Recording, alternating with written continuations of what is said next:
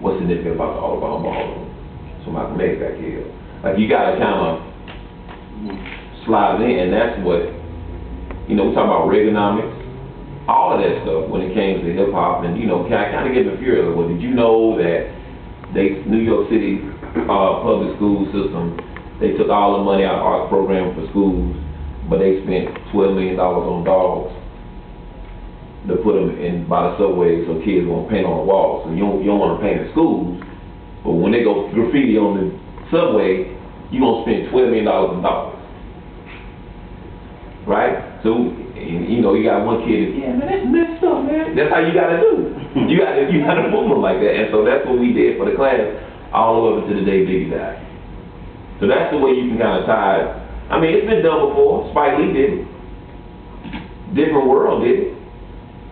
When they have Dwayne Wayne on the screen or whatever, and you hear Eric B. Rakim in the background, they did it the same way with subliminal. You know what I'm saying? I mean, Spike Lee been doing that for years. They have a soundtrack with all these hip hop artists, and then they'll have a jazz joint at the end. They kind of say, who is Stanley Clark? Chris Brown from Marcellus. I never heard of these cats, but he got it right before the daylight. That was funny. Spike Lee is genius, man. It's genius. So that's the way you can do it. Have you ever found yourself in a compromising position as a producer as far as there being a conflict of interest between the lyricists and what the lyricist direction they may be going in as far as your way of thinking? As far as song content, nah, because my thing is I don't like nobody who want to tell their story. Just sound like you can read telling it. Period. Like, everybody like to get on Rick Ross. He fake, he this. They made everybody a rap line. Everybody lie. Even the ones that say, I'm for the culture and power to the people, them rappers lie too. You see some of them with, you know, power to the people, and I got a library, and got somebody on their arm and ain't even in color, right? So, you know, it's all about the flow pattern and the lyricism, and can you tell your story and make me believe and sound believable.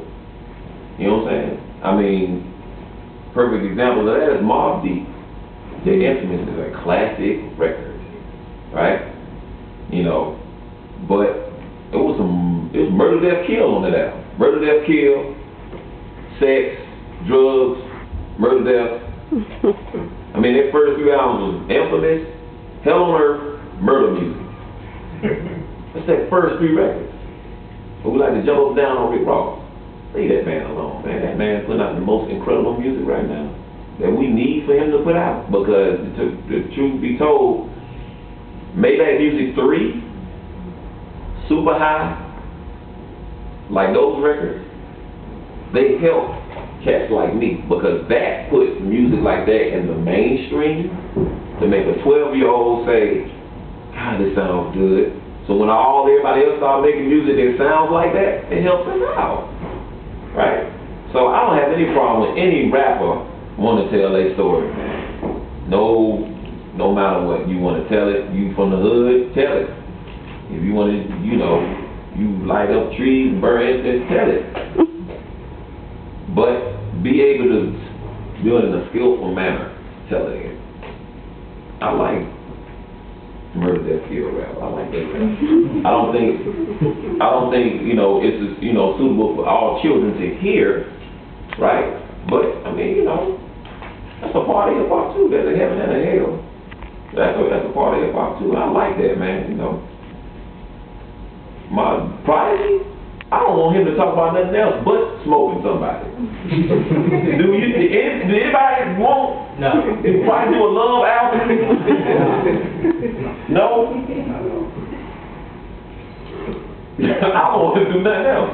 I want him to kill 50 people on this album. That's Prodigy. That's what he does, man. But, you know, all kids don't need to hear that, but the point of the matter is, man, I like great lyricism. As long as you ain't talking about anything satanic, we good. You know, I like great lyricism and I like